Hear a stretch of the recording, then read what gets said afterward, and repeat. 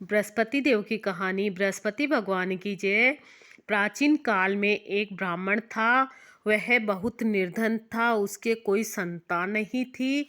उसकी स्त्री बहुत मलिनता के साथ रहती, वह न व्रत करती थी न किसी देवता का पूजन करती। प्रातःकाल उठते ही सर्वप्रथम भोजन करती, बाद में कोई अन्य कार्य करती थी। इससे ब्राह्मण देवता बड़े दुखी थे। बेचारे बहुत कुछ कहते किंतु उसका कोई परिणाम नहीं निकलता। भगवान की कृपा से ब्राह्मण की स्त्री के कन्या रूपी रत्न पैदा हुई। वह कन्या अपने पिता के घर में बड़ी होने लगी। वह बालिका प्रातः स्नान करके विष्णु भगवान का जाप करने लगी, बृहस्पतिवार का व्रत करने लगी। अपने पूजन पाठ को समाप्त करके स्कूल को जाती तो अपनी मुट्ठी में जौ भरकर ले जाती और पाठशाला के मार्ग में डालती जाती। वही जो स्वर्ण के हो जाते तो लौटते समय उनको बीन कर घर ले आती थी। एक दिन वह बालिका सूप में सोने के जौ को फटक कर साफ कर रही थी तो उसकी माँ ने देख लिया और कहा, हे बेटी, सोने के जौ को फटकने के लिए सोने का सूप होना चाहिए। दूसरे दिन गुरुवार का व्रत था। उस कन्या ने व्रत रखा और बृहस्पति देव से प्रार्थना करके कहा, हे प्रभु, मैंने आपकी पूजा सच्चे मन से की है तो मेरे लिए सोने का सूप दे दो। बृहस्पति देव ने उसकी प्रार्थना स्वीकार कर ली। रोजाना की तरह वह कन्या जो फैलाती हुई जाने लगी। जब लौटकर जो बीन रही थी तो बृहस्पति देव की कृपा से सोने का सूप मिला। उससे वह अपने घर ले आई और उससे जो साफ करने लगी, परंतु उसकी माँ का वही ढंग रहा। एक दिन की बात है कि वह कन्या सोने के सूप में सोने के जौ को फटक कर साफ कर रही थी। उस समय उस शहर का राजपुत्र वहां से होकर निकला। इस कन्या के रूप और कार्य को देखकर मोहित हो गया तथा अपने घर आकर भोजन तथा जल त्याग कर उदास होकर लेट गया। राजा को जब इस बात का पता लगा तो अपने प्रधानमंत्रियों के साथ उसके पास गए और बोले, हे बेटा, तुम्हें किस बात का कष्ट है? किसी ने अपमान किया है अथवा और कोई कारण हो सो कहो, मैं वही कार्य करूँगा जिससे तुम्हें प्रसन्नता हो। अपने पिता की राजकुमार ने बातें सुनी तो वह बोला, मुझे आपकी कृपा से किसी बात का दुख नहीं है। किसी ने मेरा अपमान नहीं किया है, परंतु मैं उस लड़की के साथ विवाह करना चाहता हूँ जो सोने के सूप में सोने के जौ को फटक कर साफ कर रही थी। यह सुन राजा आश्चर्य में पड़ा और बोला, हे बेटा, इस तरह की कन्या का पता तुम ही लगाओ, मैं उसके साथ तुम्हारा विवाह अवश्य ही करवा दूंगा। राजकुमार ने उस लड़की के घर का पता बतलाया। मंत्री उस लड़की के घर गए और ब्राह्मण की कन्या का विवाह राजकुमार के साथ संपन्न हो गया। कन्या के घर से जाते ही पहले की भांति उस ब्राह्मण देवता के घर में गरीबी का निवास हो गया। अब भोजन के लिए भी अन्न बड़ी मुश्किल से मिलता था। एक दिन दुखी होकर ब्राह्मण देवता अपनी पुत्री के पास गए। बेटे ने पिता की दुखी अवस्था को देखा और अपनी माँ का समाचार पूछा। तब ब्राह्मण ने सभी हाल कहा। कन्या ने बहुत सारा धन देकर अपने पिता को विदा कर दिया। इस तरह ब्राह्मण का कुछ समय सुखपूर्वक व्यतीत हुआ। कुछ दिन बाद फिर वही हाल हो गया। ब्राह्मण फिर अपनी कन्या के यहाँ गया, सभी हाल कहा तो लड़की बोली, हे पिताजी, आप माताजी को यहाँ लेवा लाओ, मैं उन्हें विधि बता दूंगी जिससे गरीबी दूर हो जाएगी। वह ब्राह्मण देवता अपनी स्त्री को साथ लेकर पहुंचे तो पुत्री अपनी माँ को समझाने लगी, माँ, तुम प्रातःकाल उठकर प्रथम स्नान करके विष्णु भगवान का पूजन करो तो सब दरिद्रता दूर हो जाएगी। परंतु उसकी माँ ने एक भी बात नहीं मानी और प्रातःकाल उठकर अपनी पुत्री के बच्चों का जूठन खा लिया।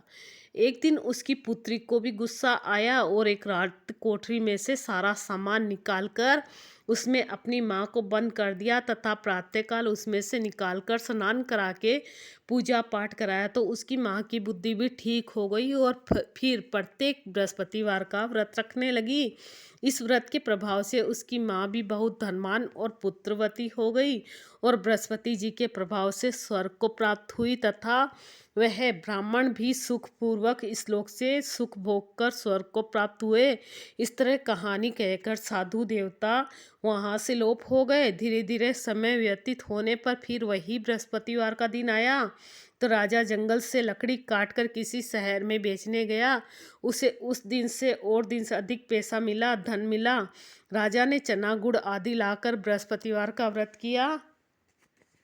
उस दिन से उसके सभी कलेश दूर हो गए। परंतु जब दोबारा गुरुवार का दिन आया तो वह बृहस्पतिवार का व्रत करना भूल गया। इस कारण बृहस्पति भगवान नाराज हो गए।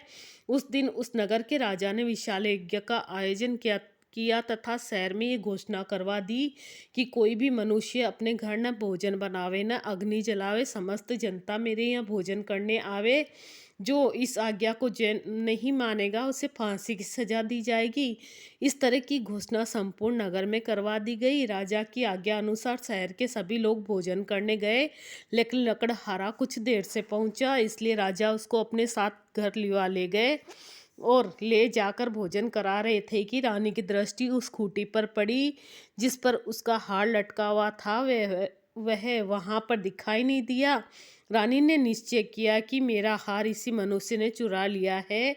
उसी समय पुलिस को बुलाकर उसको जेल खाने में डलवा दिया। तब राजा विचार करने लगा जेल खाने में कि और बहुत दुखी होकर रोने लगा कि न जाने कौन से पूर्व जन्म के कर्म से मेरे लिए ये दुख प्राप्त हुआ है। और उसी साधु को याद करने लगा जो कि जंगल में मिला था।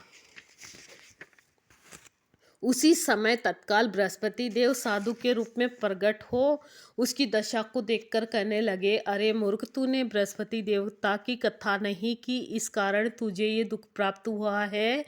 अब चिंता मत कर, बृहस्पतिवार के दिन जेल खाने के दरवाजे पर 4 पैसे पड़े मिलेंगे, उनसे तू बृहस्पति देव की पूजा करना, तेरे सभी कष्ट दूर हो जाएंगे। बृहस्पतिवार के रोज उसे 4 पैसे मिले। राजा ने कथा कही। उसी रात्रि को बृहस्पति देव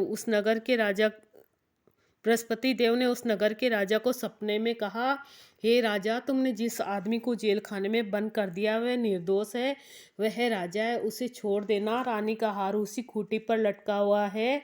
अगर तू ऐसा नहीं करेगा तो मैं तेरे राज्य को नष्ट कर दूंगा। इस तरह के रात्रि के सपने को देखकर राजा प्रातःकाल उठा और खूंटी पर हार लटका देखकर लकड़हारे को बुलाकर क्षमा मांगी तथा राजा के योग्य वस्त्र आभूषण देकर विदा किया। गुरुदेव की आज्ञा अनुसार राजा अपने नगर को चल दिया। राजा जब नगर के निकट पहुंचा तो उसे बड़ा ही आश्चर्य हुआ। नगर में पहले से अधिक बाग, तालाब, कुएं, बहुत सी धर्मशाला, मंदिर आदि बने हुए थे। राजा ने पूछा कि ये किसके बाग और धर्मशाला है। तब नगर के सब लोग कहने लगे कि यह सब रानी और बांदी के हैं। तो राजा को आश्चर्य हुआ और गुस्सा भी आया। तब जब रानी ने खबर सुनी कि राजा आ रहे हैं तो उसने बांदी से कहा कि हे दासी, देख राजा हमको कितनी बुरी हालत में छोड़ गए थे, वह हमारी ऐसी दशा देखकर लौट न जाए, इसलिए तू दरवाजे पर खड़ी हो जा। राजा आज्ञा अनुसार दासी दरवाजे पर खड़ी हो गई। राजा आए तो उन्हें अपने साथ लिवा लाई। तब राजा ने क्रोध करके अपनी तलवार निकाली और पूछने लगे कि ये बताओ तुम्हें धन कैसे प्राप्त हुआ है। तब उन्होंने कहा कि हमें ये सब धन बृहस्पति देव के इस व्रत के प्रभाव से प्राप्त हुआ है। राजा ने निश्चय किया कि 7 रोज बाद तो सभी बृहस्पति देव का पूजन करते हैं, परंतु मैं रोजाना दिन में 3 बार कहा करूँगा तथा रोज व्रत किया करूँगा। अब हर समय राजा के दुपट्टे में चने की दाल बंधी रहती तथा दिन में 3 बार कहानी कहता। एक रोज राजा ने विचार किया कि चलो अपनी बहन के यहाँ हो आवे। इस तरह निश्चय कर राजा घोड़े पर सवार हो अपनी बहन के यहाँ चलने लगा। मार्ग में उसने देखा कुछ आदमी मुर्दे को लिए जा रहे हैं। उन्हें रोककर राजा कहने लगा, अरे भैया, तुम मेरी बृहस्पतिवार की कहानी सुन लो। वे बोले, लो, हमारा तो आदमी मर गया है, इसको अपनी कथा की पड़ी है। परंतु कुछ आदमी बोले, अच्छा कहो, हम तुम्हारी कथा भी सुनेंगे। राजा ने दाल निकाली और जब कथा आदि हुई तो मुर्दा हिलने लग गया और कथा समाप्त हुई तो राम राम करके मनुष्य खड़ा हो गया। आगे मार्ग में उसे किसान खेत में हल चलाता मिला। राजा ने उसे कहा कि भैया मेरी कहानी सुन लो। तो बृहस्पतिवार की किसान बोला, जब तक मैं तेरी कथा सुनूंगा तब तक 4 हरैया जोत लूंगा, जा अपनी कथा किसी और को सुनाना। इस तरह राजा आगे चलने लगा तो राजा के हटते ही बेल पचाट खाकर गिर गए तथा उसके पेट में बहुत जोर से दर्द होने लगा। उस समय उसकी माँ रोटी लेकर आई। उसने जब ये हाल देखा तो अपने पुत्र से सब हाल पूछा और अपने बेटे ने उसके बेटे ने सब हाल कह दिया। तो बुढ़िया दौड़ी दौड़ी उस घुड़सवार के पास गई और वो उससे बोली, मैं तेरी कथा सुनूंगी, तू अपनी कथा मेरे खेत पर ही चलकर कहना। राजा ने बुढ़िया के खेत पर जाकर कथा कही, जिसको सुनते ही उसके बैल खड़े हुए तथा किसान के पेट का दर्द भी बंद हो गया। राजा अपनी बहन के घर कुशलता से पहुंच गया। बहन ने भाई की खूब मेहमानी की। दूसरे दिन राजा प्रातःकाल जगा तो वह देखने लगा कि सब लोग भोजन कर रहे हैं। राजा ने अपनी बहन से कहा कि ऐसा कोई मनुष्य है जिसने भोजन नहीं किया हो, मेरी बृहस्पतिवार की कथा सुन ले। बहन बोली, हे भैया, ये देश ऐसा ही है, पहले यहाँ लोग भोजन करते हैं, बाद में अन्य कार्य करते हैं। अगर कोई पड़ोस में हो तो देख आऊं। वह ऐसा कहकर देखने चली गई, परंतु उसे कोई भी ऐसा व्यक्ति नहीं मिला जिसने भोजन नहीं किया हो। अतः वह एक कुम्हार के घर गई जिसका लड़का बीमार था। उससे मालूम हुआ कि उनके यहाँ 3 रोज से किसी ने भोजन नहीं किया है। रानी ने अपने भाई की कथा सुनने के लिए कुम्हार से कहा। वह तैयार हो गया। राजा ने जाकर बृहस्पतिवार की कथा कही, जिसको सुनकर उसका लड़का ठीक हो गया। अब तो राजा की प्रशंसा होने लगी। एक दिन राजा ने अपनी बहन से कहा कि हे बहन, हम अपने घर को जाएंगे, तुम भी तैयार हो जाओ। राजा की बहन ने अपनी सास से कहा तो सास बोली, हाँ चली जा, परंतु अपने लड़कों को मत ले जाना, क्योंकि तेरे भाई के कोई औलाद नहीं है। बहन बोली बहन बोली अपने भैया से कहा बहन ने कि मैं तो चलूंगी, कोई बालक नहीं जाएगा भैया। राजा बोला, जब कोई बालक ही नहीं चलेगा तो तुम ही चलकर क्या करोगी। बड़े दुखी मन से राजा अपने नगर को लौट आया। राजा ने अपनी रानी से कहा, हम निरवंशी राजा है, हमारा मुंह देखने का धर्म नहीं है और कुछ भोजन आदि नहीं किया।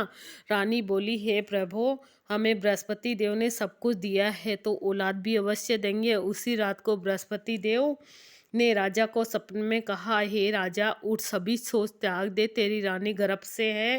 राजा को यह बात सुनकर बड़ी खुशी हुई। 9वें महीने में उसके गर्भ से एक सुंदर पुत्र पैदा हुआ। तब राजा बोला, हे रानी, स्त्री बिना भोजन के रह सकती है मगर बिना कहे नहीं रह सकती। जब मेरी बहन आवे तुम उससे कुछ मत कहना। रानी ने सुनकर हाँ कर दी। जब राजा की बहन ने यह शुभ समाचार सुना तो वह बहुत खुश हुई तथा बधाई लेकर अपने भाई के यहाँ आई। तभी रानी ने कहा, घोड़ा चढ़कर तो नहीं आई, गधा चढ़ी आई। राजा की बहन बोली, भाभी में इस प्रकार नहीं कहती तो तुम्हें औलाद कैसे मिलती। बृहस्पति देव ऐसे ही है, जिसके मन में कामनाएं हैं सभी को पूर्ण करते हैं।